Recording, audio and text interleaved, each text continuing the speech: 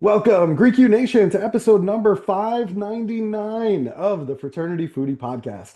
I'm your host, Dr. Mike Eilon, CEO of Greek University. I'm a speaker and an author. Our sixth book just came out. It's called I'm So Beautiful, It's Ridiculous. Unleashing and Promoting Strength, Self-Worth, and Real Sisterhood. So go and pick up that book on Amazon or Barnes & Noble today. We call these episodes the Fraternity Foodie Podcast because there is nothing like great food to bring fraternity and sorority leaders together, as well as college students together. Fun fact, stand-up comedy is something that I am absolutely hooked on. It probably started way back when with Eddie Murphy Raw or maybe Chris Rock Bring the Pain, but that led to my fascination with public speaking and entertaining audiences all over the country. While my educational programs are completely clean, I can certainly appreciate what it takes to craft a really good joke and all of the ups and downs of a full routine. What they do on stage is absolutely incredible, and there's so much talent involved there and so much practice involved to get to that point.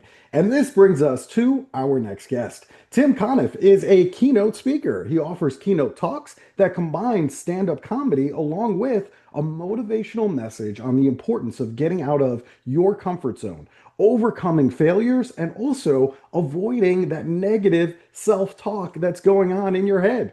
He's got clients such as Aetna, Corning, Dow Jones, Johnson & Johnson, and many, many more. Welcome to the show, Tim. Hey, Mike, thank you for having me and thank you for your support of live comedy. Are you kidding me? I mean, I don't know if I would have gotten through childhood if it wasn't for comedy and something to laugh at.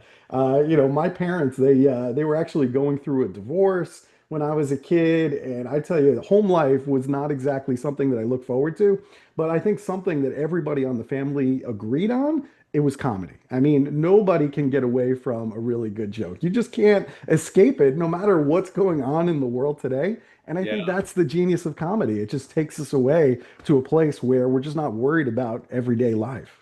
Amen. Yeah, I think my friends and I had memorized every line to Raw. So you took me back in time there. Thank you. Yo, you're welcome. I mean, yeah, I agree with you. I mean, just it was masterful what he has done. I mean, and you look back at it now and you're like, some of those jokes, you're just like, that's just so wrong. But it's just, you have to appreciate the talent level of what he's doing up there. And I agree with you. The first time I saw that, my jaw hit the ground and I was like, this is one talented guy Yeah. that I mean, all you have to do is just tip your cap and say, all right, you're a genius. What can I say? Sure. So anyway, but yes, I love comedy and I appreciate what you do for sure. Now, you chose the University of Scranton for your undergraduate experience. I'm wondering, why did you choose Scranton? So I like to call myself, I was accidentally Scranton. So I was born and raised in northeastern Pennsylvania and right near 10 miles north of Scranton. So I certainly didn't want to go to Scranton. So I went to Bloomsburg my first year Oh, and I okay. was an accounting major. Hmm. I selected accounting. I took accounting in high school and realized I'm not an accountant. So I got there and I switched to communication, and there was some disarray in the communication departments. I forget what the exact situation was, but I thought, okay, you know what? I'm going to transfer and go to Temple because they have a really good communication school. I had a bunch of friends there. So I said, I'll just do a semester at Penn State Worthington right there, and then I'll transfer. So I applied, and like 2 weeks before school was supposed to start, I'm the only person in the history of the world that got deselected from Penn State Worthington. I think it was like a procedural thing. They were capped on their number of communication enrollees or whatever. Hmm. So I was left without a school 2 weeks before. I was working at the Scranton Country Club, and I was telling the bartender what was going on, and he said, "Well, Father McElhenney's out on 18." I'm like, "I don't need a confession. I need a college." And he said, "No, idiot, he's the director of admissions." So he came in, I introduced myself. He said, "What are your credentials?" And I told him, he's like, "Send it to my attention and, see what I can do." Within 48 hours, I was accepted to Scranton. Wow. So I was like, I'll do a semester there and then I'll go to Temple. And I got there and I was like, wow, this is a really good school. I didn't think could be good because I grew up there. And I said, I'm going to stay here. I'm going to grind it out and stay here. And it was a great decision. And I got a great education there. Yeah, good for you. Believe it or not, I'm also an accounting major and I actually stuck through it. What a mistake. Oh my God. You and I are just not accountants. I mean, we're just not. It's just not the way that we're built. But it took me like going all through college because my dad said, "Oh, you're going to always have money. You'll always have a job," which is true. I mean, there's nothing wrong with that. He was absolutely right on that aspect, but he didn't tell me like I would die from boredom and doing debits and credits has got to be just for me anyway, the most boring thing ever. And yeah, I had to leave Yeah. after my first job, and I'm like, yeah, this is definitely not for me.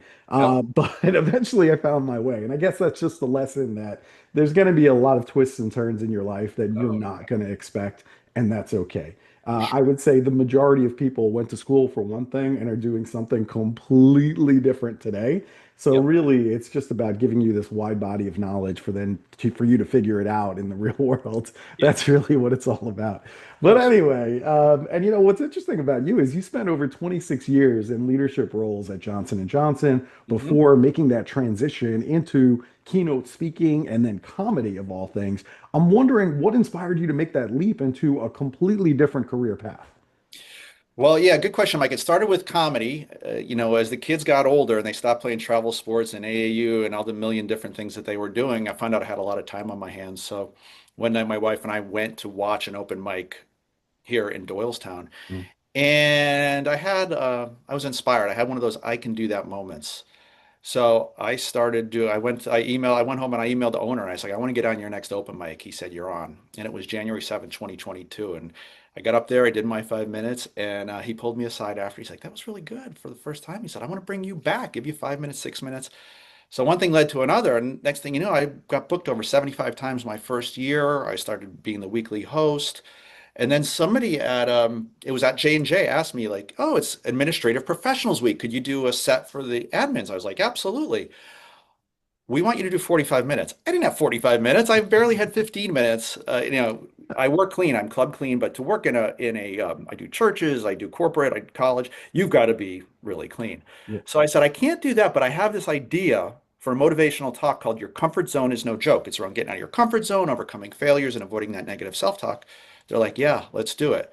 So I did it, got great reviews, and I thought, I'm onto something here. So I started to market it. Like, this is why I was a full-time business director at J&J, doing over 100 events a year on nights and weekends and everything, or taking vacation days to do corporate gigs. Mm. And it went really, really well. And then last November, my company disbanded our whole operating company. It was a drug going off patent that happens in the pharmaceutical industry. I was pretty fortunate that I got 26 years without it happening once.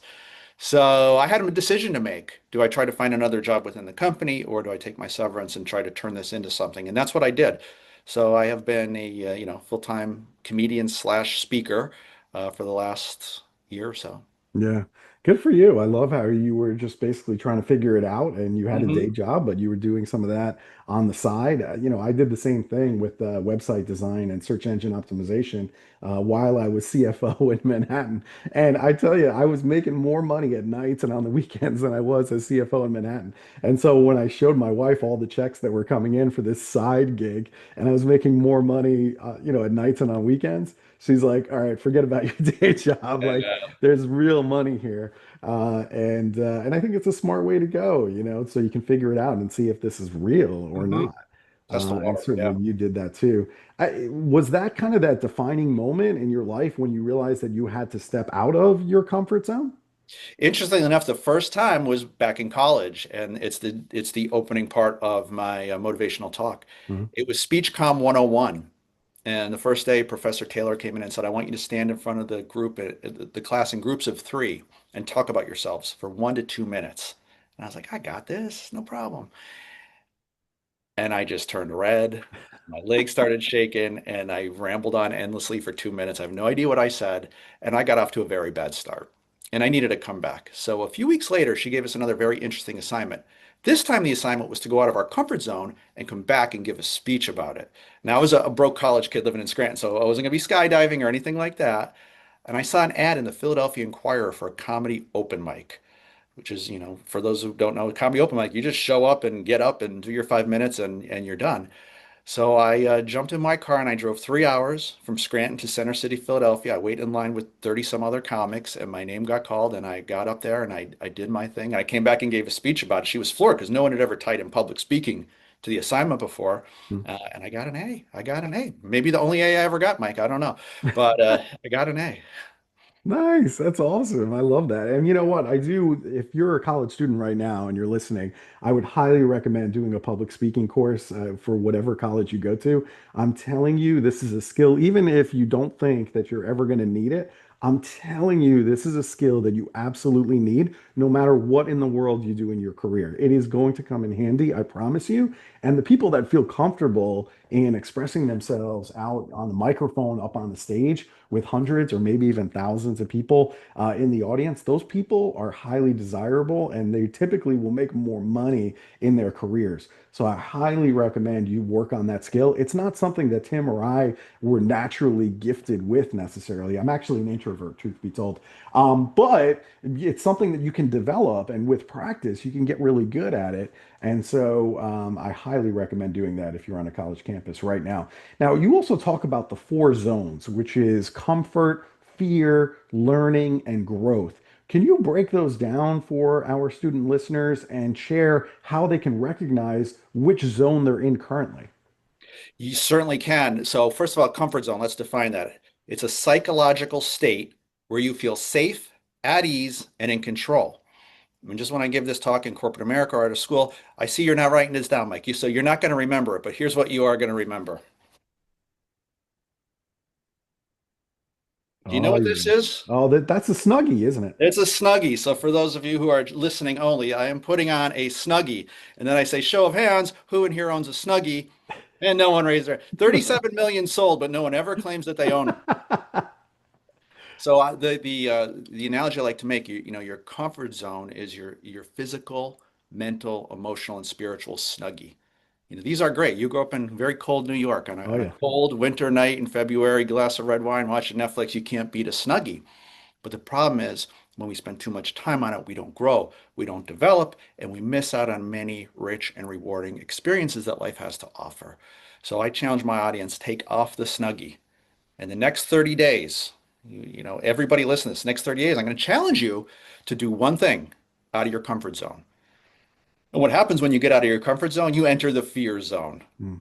Very normal. So comfort zone in, for a college student maybe, and my son's a sophomore in college right now, and he's last year I remember him telling me, he said, Dad, like sometimes students get done on Friday, they go into their dorms and they're on their phones, and that's it. You don't see them till Monday, and Yeah. that really inspires me to get this message out to more and more college students because there's not another time in your life where you will have more time and more access to new and different and interesting activities than when you're in college. Never Hmm. happen again. Hmm. But the challenge is then we enter the fear zone. We don't have the self-confidence, right? So we start to find excuses. Like maybe that could be rushing a fraternity, taking on a leadership position in your sorority. You start to find all these excuses. Well, I have a big course load, so I really can't do it this semester. And you push it off and you push it off and you graduate and you're just like, I never did it. Hmm. So you've got to get into that fear zone and work through it because when you do, you start to build a self-confidence. You start to avoid the excuses and you move into what's called the learning zone. And that's when you learn to deal with the challenges. So if you're in a leadership position in your fraternity, your sorority, and you have to give someone a difficult message, maybe they're not carrying their weight, they're not doing something they need to do, guess what?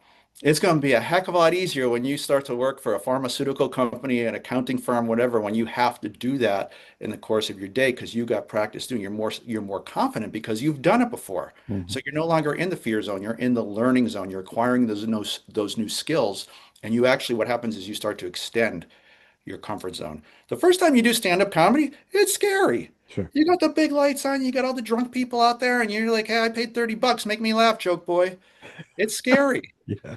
And people say, are you nervous now? No, because my comfort zone has expanded. Yeah. And then ultimately you end up in the growth zone. And that's where you're kind of living your dreams and you're finding out, wow, I know what my purpose is now. I'm a leader. I'm the president of my sorority. I could really see that I could do great things in my career because I took off the Snuggie and I worked through the zones and now I am a leader. Yeah, that's really well said. I like that a lot. And Tim's absolutely right. I mean, you really do have to challenge yourself and sometimes apply for positions that is a reach for you. And I had to learn that. Is it easy? No, it's not, because there's a lot of on-the-job learning. There were definitely times in my life, whether it be in college as the treasurer or the president of my fraternity, or in the real world, even as the executive director of the national fraternity with 120,000 members. There are times that you are building the plane while you are flying. Oh yeah. Okay. Oh yeah. There's no question about it. There were times that I clearly remember that that was happening, but that led to a lot of growth, and that led to this company that I have today. And I don't think if I stayed in my snuggie, there's no way that I would have the contacts, the network, the knowledge base in order to pull off being an entrepreneur with over 20 employees. There's no way. And it's because I became uncomfortable. And so you do have to push yourself a little bit. And I also advise get out of your dorm room over the weekends, go out and meet people and get involved in organizations. And there are thousands of them to choose from, but choose something to get out there. And by the way, put down your phone too. I'm just saying, the more I think about it and the more we see what's happening in the world, I think it's time that we all put down our phones a little bit. Now, college students, they struggle with this fear of failure. They are deathly afraid of failure today. So that's problematic, and it's completely, the opposite of what we just discussed. So what practical steps do you have to recommend to help them reframe failure as feedback? Yeah, so it's a great point. I've worked essentially in two careers, sales and comedy, Mhm. rife with failure. I mean, if you want to pick two industries where you could go into, is like you got to go fail a lot. I found them. I Yeah. found them for sure. Yeah. When you get into, a lot of people listening here are probably, want to get into sales. You have to make a lot of calls. You have to do a lot of presentations, a lot of proposals, and you're going to hear the word no more than you've ever heard in your life, except maybe when you were 2 or 3 years old getting into stuff. Yeah. Once again, you're in that fear zone. You're asking people for a check. You're asking for a business. You're pushing through. As a stand-up comedian, you haven't lived until you've stood on a stage with 150 people who've paid 25, $30 for you to laugh, and you tell a joke and you're met with the sound of crickets. Mm. But when that happens to me, and it happens to me, it's happened to Jim Gaffigan, Jerry Seinfeld, Nick Everybody. Bargatze, you would not believe the amount of jokes you have to write and try till you find one that makes the travel team. It's part of the business. And when I get up there and I tell a joke and I fail, I'm not a failure. 99% of people in the world will never do what I do as a Yeah. stand-up comedian. That's Mhm. fine. The audience is giving me feedback. That's the way I look at it. The audience giving me feedback. So the feedback is, Tim, you're not done with that joke yet. You got to keep working at it. Maybe it's in the wrong part of your set, or maybe it's not the right joke for this audience. But I'm not a failure. It's just feedback, and I Mm. move forward. Yeah. So look at every time you think you fail, you're just getting feedback, and you're going to be better next time. Yeah, absolutely. And it brings up a great point. When I was in college, I desperately needed money. I was broke.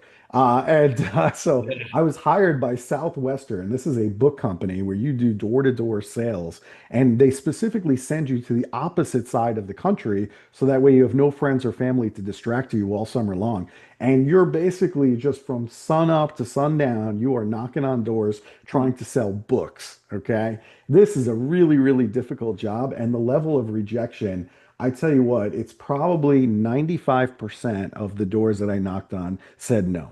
But the 5% that said yes, I made more money than I knew what to do with.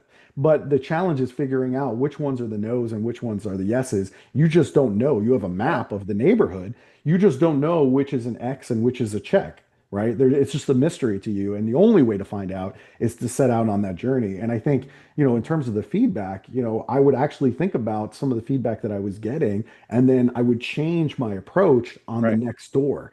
And by the way, AI is a great way to do this. I know a friend who's out there doing this right now, knocking door to door. He's using AI and taking the feedback he gets from the people, plugging that into AI and saying, what can I do differently at the next door? And he actually gets outcome that works.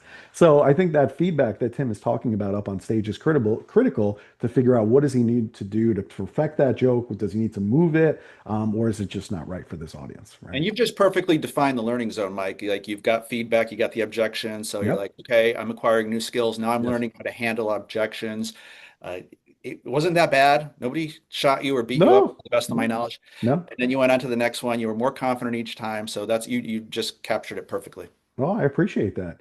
Now, the self-talk in our heads is a very big issue for the students, especially now with social media. I feel like we're always comparing ourselves to our buddies, our friends. They might be out in Aruba on the beach right now, drinking a cocktail, and I'm here stuck working all day. So, what strategies do you teach to help silence that inner critic and replace all of the negative self-talk, which is, I'm not good enough. I'm not good looking enough. I don't have a six pack of abs. How do I replace all of that with resilience building habits? Yeah, it's interesting. The number one thing people say to me when I tell them I'm a professional stand-up comedian is this: wow, I can never do that. I can never do that. And I Yeah. started to hear that more and more. Like I said, I ran a half marathon. I can never do that. I do hot yoga in a room heated to 105 degrees for 90 minutes with 50% humidity. I can never do that. And I used to try to convince people they could. Now I'm just like, you know what? You're right. You'd probably die. It's hot. Don't do it. So, I tell people if you feel compelled to say that, say, I can't do that yet. Hmm. Add a yet at the end, like, because you'd be surprised what we could do if we put our mind to it. I think some of the things that you pointed out already, put down the phone, so take a break from social media. Yeah, great tip. If you follow me on Instagram, you're only going to see good stuff. You're never going to see a post like, wow, he just bombed. I Right. can't believe that was a terrible reel. You're never going to see that on social media. You're only going to see all the accolades and all the really good stuff and where I'm getting booked. That's the reality of it. Take a break from the news. There's so much negativity. And the other thing is recall your past successes. Like everybody's listening to this podcast has had success. They got into a college, a fraternity, a sorority, they have a leadership position, they have a job. You've had successes. And then the final thing I would say, it's becoming a larger and larger part of my talk is the power of positive affirmations, self-affirmations. So when people say, are you nervous when you get up and there's a few hundred people there? No. I say to myself, I'm calm and confident every time I step on stage. And was I the first time I did that? No. I was sweating. I was ready to get sick. But over time, as I worked through the fear zone and got to the learning zone and I'm out in the growth zone, it got better. But I Yeah. still tell myself, I'm calm and confident every time I get on stage.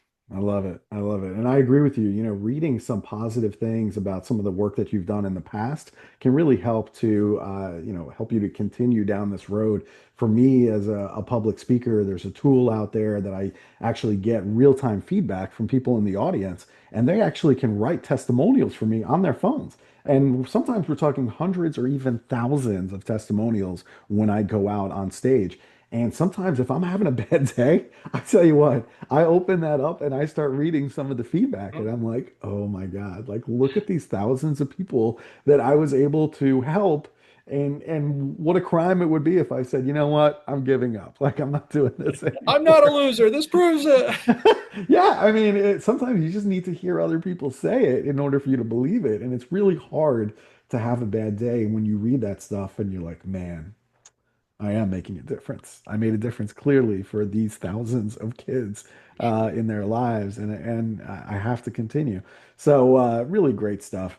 The other thing is, with this humor, I think there's something here that we should talk about because you're known for blending all of your comedy with all of these leadership insights that you've shared on the show today. Why do you think that humor is such an effective tool for teaching personal growth?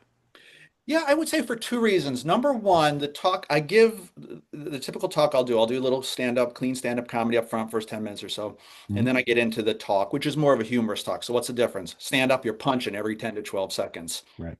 Humorous talk, it might be every 30 to 45.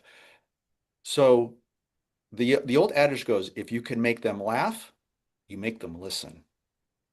And that's I just did I did a couple kickoff meetings for school districts, Mhm. so they bring the teachers in New Year, like, oh God, we're back to school, whatever. And some of the feedback I like, we've never listened to anybody for 75 minutes, but I could listen because they don't know when the next punch is coming. So they're actually, you got to listen, right? For the joke, you got to be involved. Yeah. So that's one reason. The other thing is I deliver this message through the lens of stand-up comedy.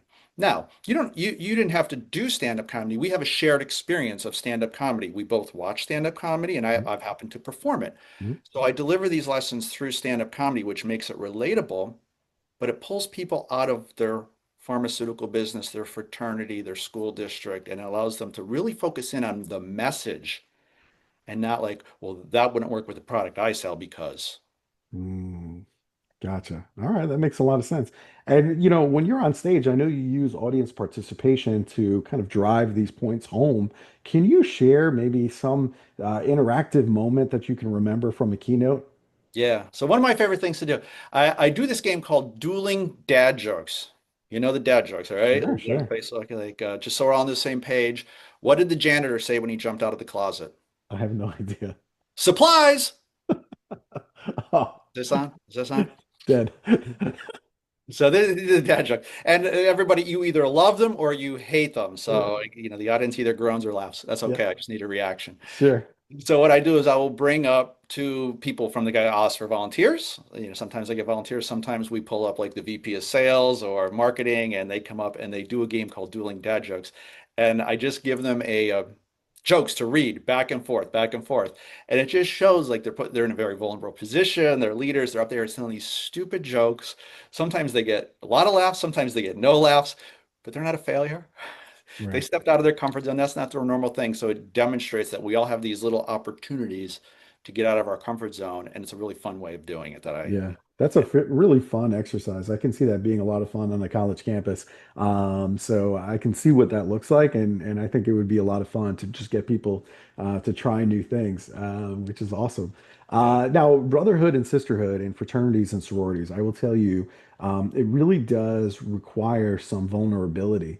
And that could be speaking up against some of the problems in fraternity and sorority life. And I'm very upfront about the issues, things like hazing or addressing mental health in your fraternity and with amongst your brothers, or just leading in really tough moments that you're having in college. So, how does your message help the students to find the courage to speak up in those situations? yeah.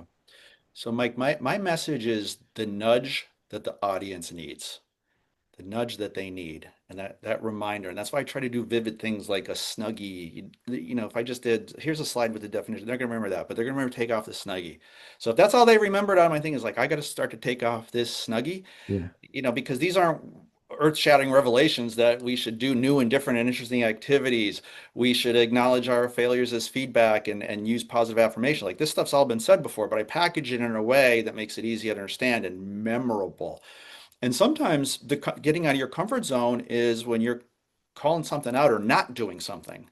Like I remember, I don't even know if I've ever shared this before, but like the first time I was offered drugs in high school, mm, I was like, oh, I didn't want to do drugs. That wasn't my thing. I've never, whatever. But I remember like we're on a ski slope and they started passing the drugs around. I'm like, it came to me and I was very uncomfortable saying, no, I don't want to do that yeah, because it was all my peers and I'm like, oh, okay. And I lived, I survived. It was yeah, okay. yeah. And it gave me strength to, obviously say no to other things down the road. But yeah, so sometimes you got to do it, as you suggest with a level of vulnerability like that. Yeah, yeah, yeah, I think vulnerability is really the key. And I'm sure you were vulnerable in that moment, and it Mhm. probably didn't feel that great initially, but then you look back on it and say, wow, okay, well, I have control of this car that I'm driving. And, Yes. that vulnerability helped you in the future for other things that sometimes you got to say no to, that are not in line with your values and who you are, Mhm. which is a wonderful thing. Now, I know you live in Doylestown, PA, and I get to PA very often. Okay. I'm going to be speaking there twice next week. And so I'm taking two flights into Pennsylvania. I'm going to be once at Bucknell on Monday, and then on Wednesday, I'm going to be in Millersville. So I get to PA all the time. My in-laws are all there. My sister-in-law is there. My brother-in-law is there. I get there a lot. So where should I go in order to have a great meal in that Doylestown, PA area?